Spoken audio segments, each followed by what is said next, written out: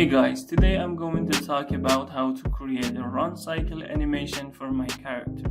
First of all, if you haven't subscribed to my channel yet, please subscribe, like and share this video with your friends. And if you have any questions or suggestions for the next tutorial, feel free to comment. And if you are interested in learning animation from the most basic to the advanced topics in After Effects, enroll in my course. The link is in the description. So let's get started. Since we don't want to worry about rigging the arms and legs again, we're going to use the same character that we used for the walk cycle. So if you want to know how to rig the character, watch the previous video. The first thing I have to do is parenting the end width of the thigh to the end width of the shin, so that once I change the shin, the thigh would change as well. To do so, I open the thigh layer and parent this end width to the end width of the shin.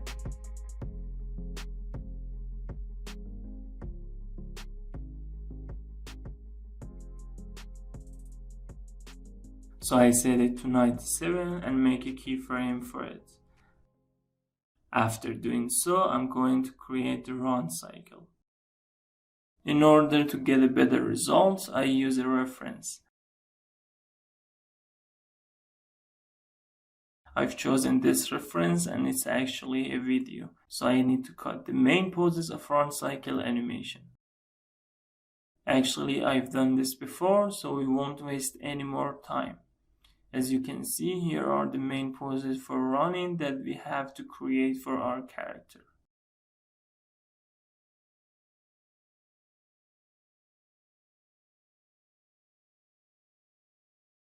The next thing you need to know is that the run cycle is relatively faster than the walk cycle. So we don't need 24 frames for the run cycle. Actually, 16 should suffice. So I set the marker so that there will be 2 frames space between each. Let's go to the body. I make it solo. I hit the U key so I can see its keyframes. Then I delete these keyframes. Well, the first keyframe will be for the contact pose. In the down pose, the body will move a little bit lower. Here, the up and down movement of the body should be more than the walk cycle, so I move it down here. In the up pose, I move it upper. Then I duplicate these keyframes here. And finally, I paste the first keyframe here.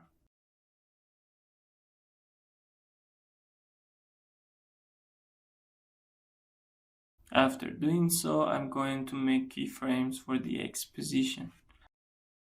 In the first passing pose, I move the body to the left. In the second passing pose, I move it to the right. And in the end, I duplicate the first keyframe.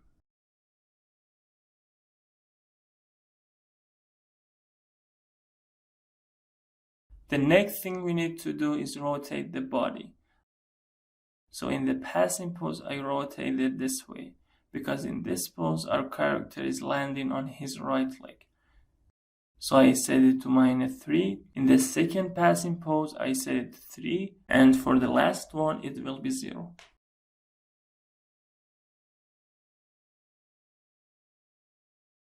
After that, I'm going to animate the shapes of the body.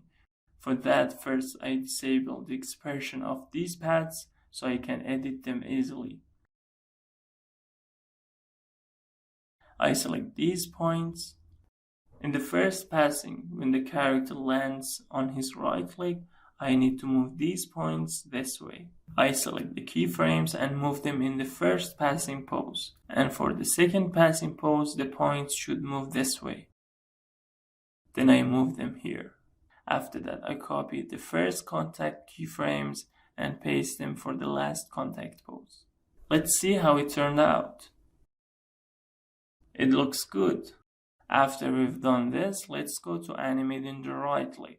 For doing so, first of all, I make the right leg visible, select the null objects and delete their keyframes. Then I make the reference visible.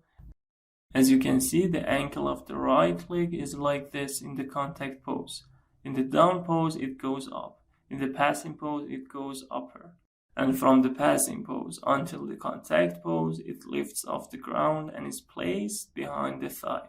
So I come here and make a keyframe for the ankle.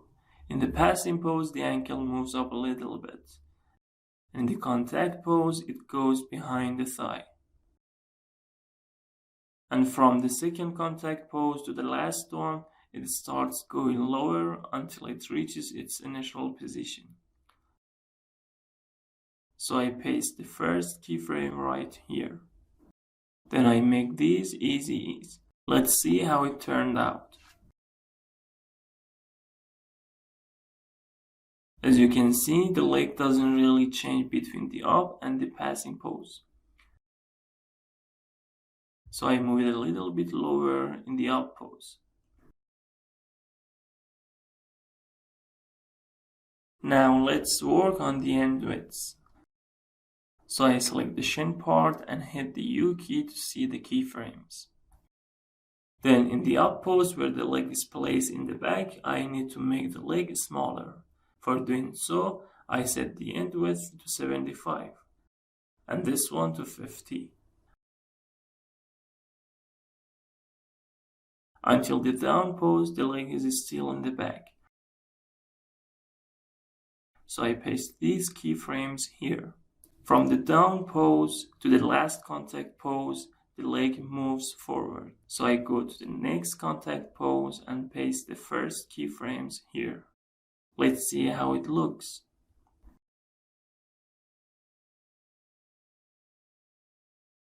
It's good so far. Now let's work on the knee.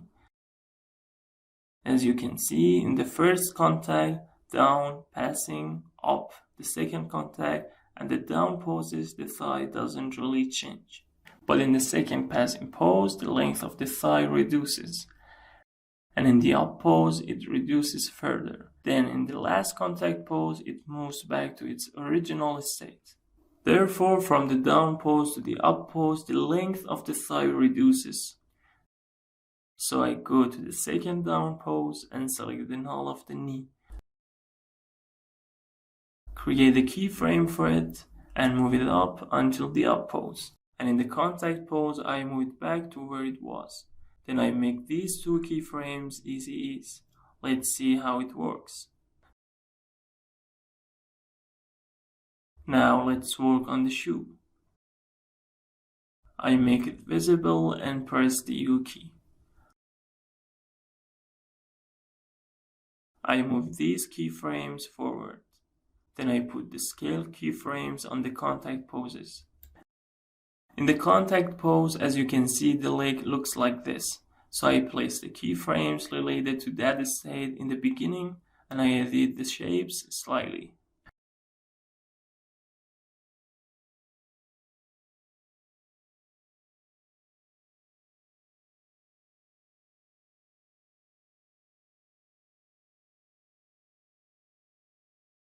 It will remain like this until the passing pose. So I come here and paste these exact keyframes for the passing pose. From the passing pose until the contact pose, the top view of the shoe must be seen. So I come here and move these keyframes for the contact pose. And I move the shoe layer under the thigh layer. Then I move the null of the ankle slightly upper so that the shoe won't be visible anymore. It will remain like this until the passing pose. So I go to the passing pose and paste these keyframes here. And from the passing pose until the contact pose, it will return to its initial position. So I paste these keyframes for the up pose. And for the contact pose, I put these ones. Let's see how it looks.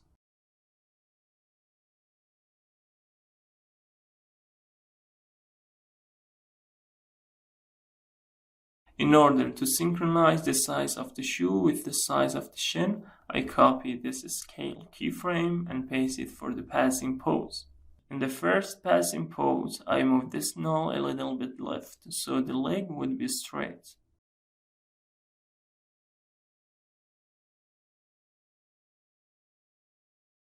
We won't be needing these keyframes anymore, so I delete them. Okay, after that, I select the leg layers and hit the U key. Then I have to loop these properties because I want to create the left leg for the character.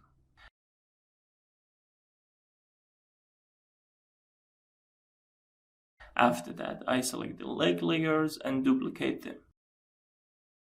And in order to flip them, I use a null object. Then I parent the upper null of the thigh to the new null object. I do the same for the null object of the ankle. And at the end, I flip the null object horizontally. And after doing so, I need to connect the points of the shape to the null objects.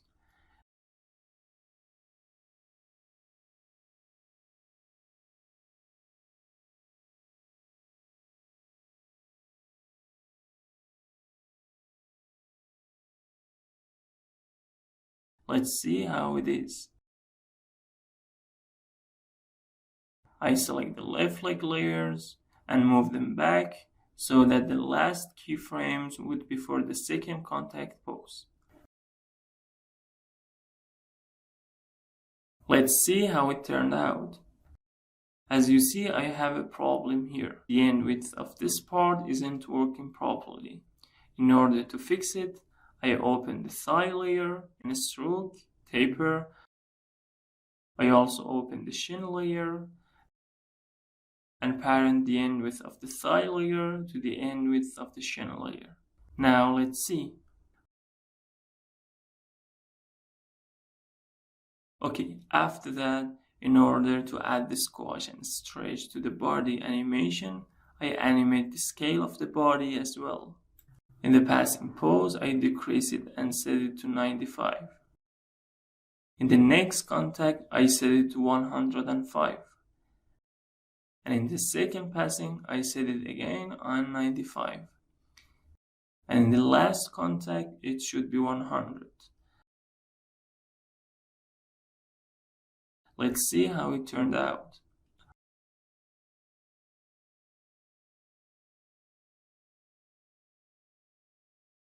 Okay, after that, let's animate the arms. I make the arm layers visible. Then I come here and delete the keyframes of the arm.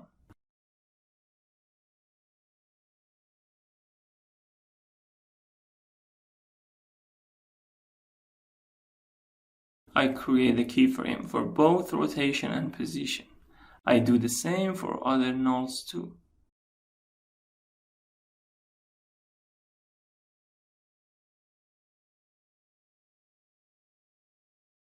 I make them easy. Then I move these keyframes and put them for the second contact. In the first contact, I set the hand like this. Then I decrease the end width here.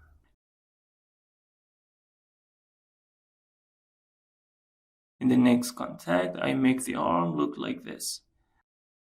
And in the last contact, I paste these keyframes here.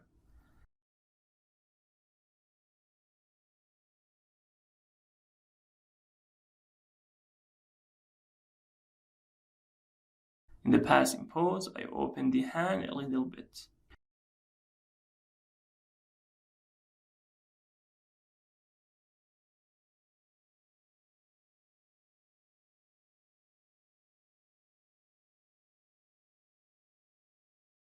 Let me hide this reference because I don't need it anymore. Then I make the hand layer visible. And I want to make the hand look like a fist. For doing so, I use a reference. And I want to make it like this.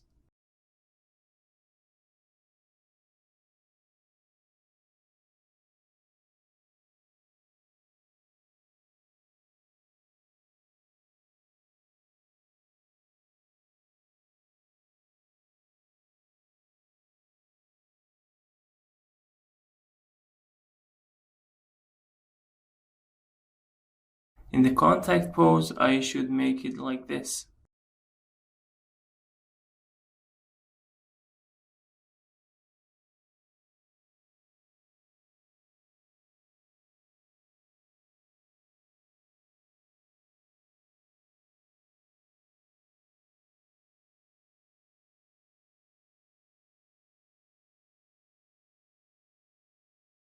Here its scale should be smaller.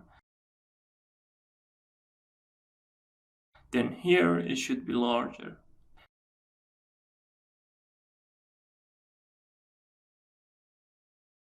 It's a bit too small here. Finally, I paste the first keyframes for the last contact pose. Okay, let's see. In order to give it an overlapping action, I create a keyframe for the rotation of this null. Here I rotate it this way, and here I rotate it down. And at last, I paste the first keyframe.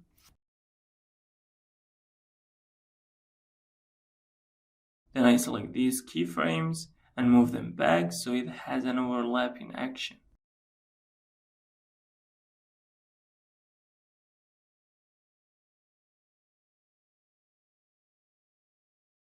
After doing so, I'm going to create the left arm.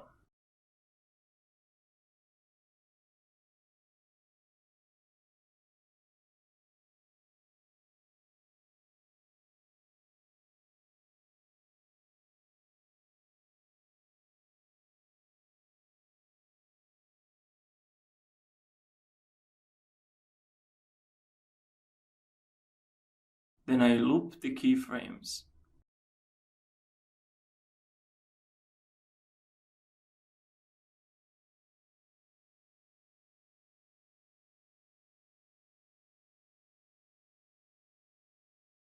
Then I move the layers so that the last keyframes will be on the second contact. And I should parent this null object to the body.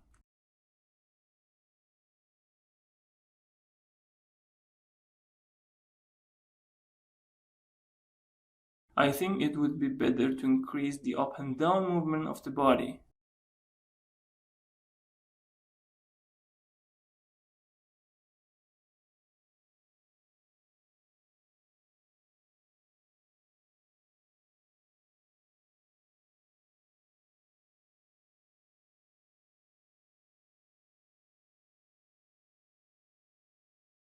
Okay, it's good. Let's animate the head layer. I make the head layer visible. I delete these keyframes. Then I create a keyframe for both its rotation and position. Then I make them easy. In the passing pose, I rotate it this way and set it to -10. And also it should be placed a little bit down. In the second passing, it should be on 10. And I move it up. Then I paste the position keyframe of the first passing pose here. For the contact poses, I duplicate these keyframes. Let's see how it turned out. After that, I select the rotation keyframes and move them back to have overlapping action.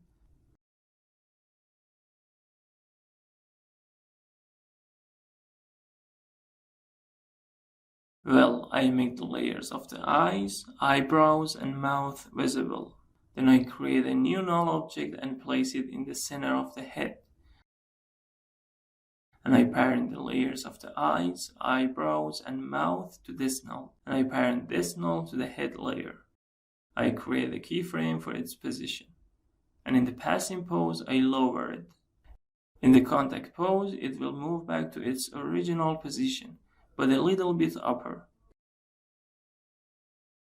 Again, in the passing pose, I lower it, and in the last contact pose, it will move back to its initial position. I make the keyframes easy ease. The first and last keyframes should be on continuous bezier.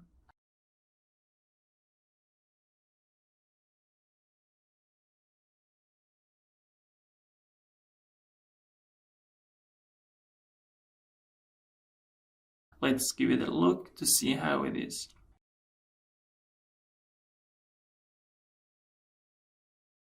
It looks good for now. Now let's work on the shadows. I delete this one. On the first contact, I hit the U key to see the keyframes and delete them.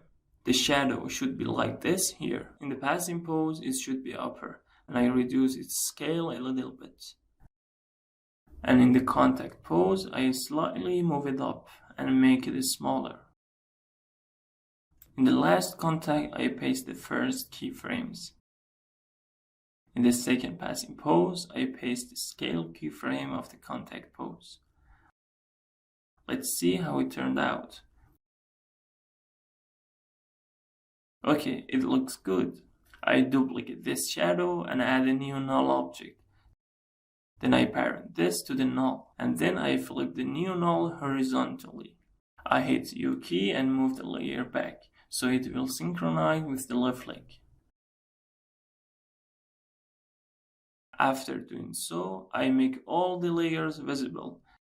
And in order for our work to be a little bit diverse, I hide these lampposts and make these new background layers visible. And in order for the scene is not empty at the beginning, I come here to see all the trees. And I go forward until the right leg is on the contact pose. I set the beginning of the work area right here and put a ruler here. Then I go forward until this tree is placed here again. And also the right leg should be exactly one frame before the first contact pose so that it repeats without any problem.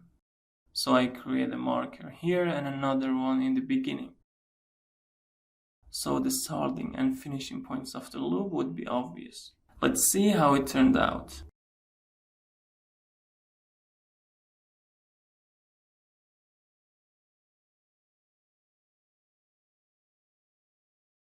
It should be placed here.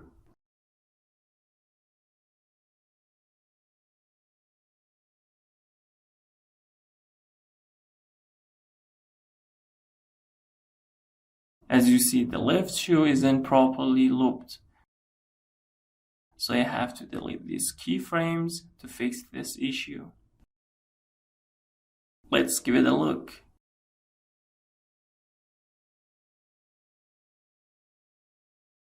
It looks good. The loop is working properly. To show the speed of the character clearly, I have to make the speed lines. To create such a thing, first I create a solid and make it solo.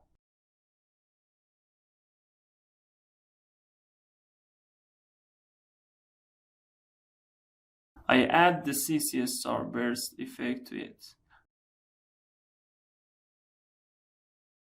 I increase the scatter value and set it to 3000. And to invert the movement direction of these points, I set this to -3 and this one to 1, and I set the size to 200. After that, I use the CC light burst effect to stretch these points. Then I set the ray length to -100. Then I apply the matte choker effect. I decrease choke and set it to -127, so the lines would be more visible. Then I add the lens effect. I increase the size and play it to see how it came out.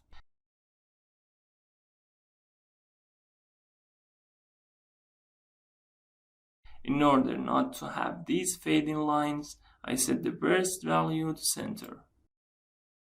Okay, let me make the background visible and set its mode to add so we can see it clearly.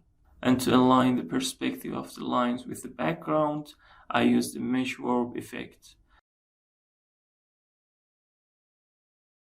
I set these to 2 and move this point right here. Then I hold down Ctrl and edit these curves.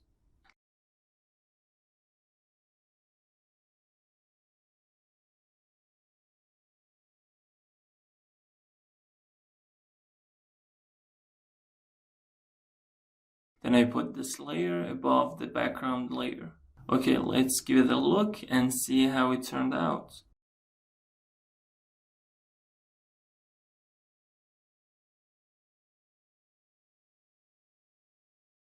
If you want to hide these lines on the road part, all you have to do is add a solid and mask it like this. Then move it above the speed line layer. Then set the speed line layer to alpha inverted matte. As you can see, there is no line here anymore. And to make it even better, set the feather of the mask to 100.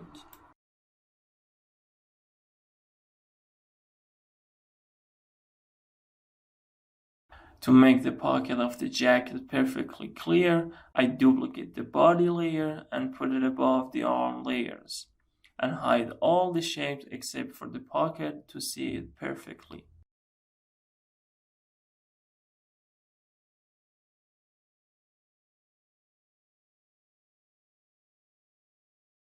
And to fix the animation of the eyes, I move these keyframes here. Well, as you can see, we created the animation that we wanted. Good luck.